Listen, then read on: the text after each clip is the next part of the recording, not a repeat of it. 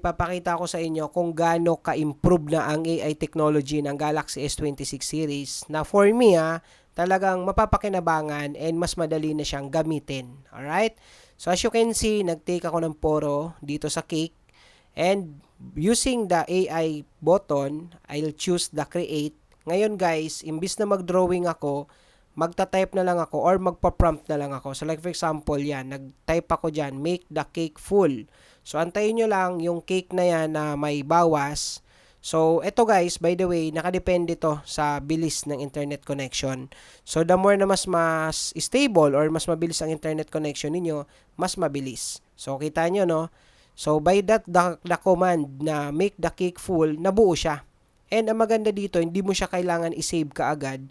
Makikita mo na yung previous na itsura niya or you can choose between keep editing. So, pag kinip editing mo, pwede kang mag-add ulit ng iba pang prompt. So, like for example, itong ginagawa ko, add strawberry. And then, click generate. Tapos, ganun ulit, aantayin nyo siya. Imagine from cake na may bawas, nabuo siya. So, nung nabigay na ni AI, naging buo na yung cake, nagdagdag ako ng prompt, nagpapa-add ngayon ako ng strawberry. So, check natin kung kaya niya, no? So, dito guys, again, ulitin ko, depende sa internet connection. So, as you can see, ayan na po, nagkaroon na ng strawberry yung kaninang cake na may bawas. Ganun po kalupit. And also, pwede ka pang mag-generate ulit. Generate more, kumbaga. So, pwede pa siyang mag-suggest ng mga iba pang output. Ito naman, donut, try natin siya. So, click nyo lang yung logo ng AI and then select create.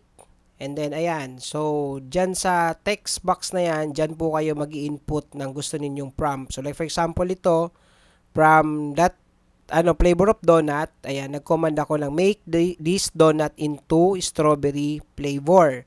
Ayan. So, ngayon, magdidepende ulit yan sa internet connection. Aantayin nyo lang po yan.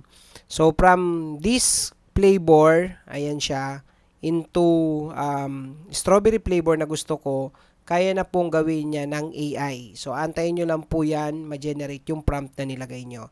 So, ganyan po yung mangyayari. Ayan siya. So, tignan nyo, from this one, ayan, kita nyo, no? From to this, rather. Ayan. So, ganun po kalupit yung photo assist ng Galaxy S26 series ngayon ng Samsung. So, ngayon, ang malupit dyan, guys, kahit na i-zoom mo yan, hindi po halata na AI siya. Kumbaga, akala mo, halos totoo talaga na siya, flavor ng pagkain. Ayan o. Oh. Ganun po kalupit gumawa ang photo assist ng Galaxy S26 series. Though may mga ganitong features na rin naman si Samsung, pero yun nga lang, dati kasi kailangan magmamanual ka pa na drawing, 'di ba? Sa gusto mong i-add.